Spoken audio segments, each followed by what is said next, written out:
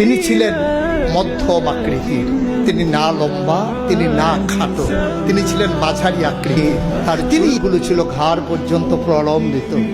তিনি কখনো বা চুলের মাঝে যখন তৈল দিয়ে আঁচড়াতেন, কোকড়ানো চুলগুলো যখন ঢেউ খেলতো, অবাক বিস্ময়ে সাহাবারা তাকিয়ে দেখতেন, মনে হতো মৃদুমন্দ ঢেউ দেখা যায়।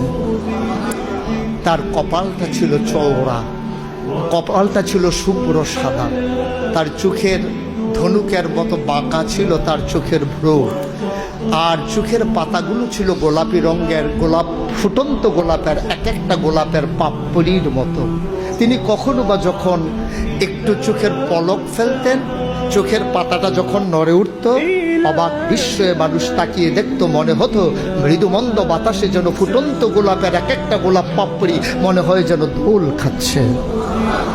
তার চোখের সাদা অংশ ছিল রক্তিমাভ সাদা, কালো অংশ ছিল তার কৃষ্ণ কালো। তার নাকটা ছিল খাড়া, নাকের ছিদ্রগুলো ছিল ছোট ছোট, ঠোঁটগুলো ছিল তার গোলাপি রঙের।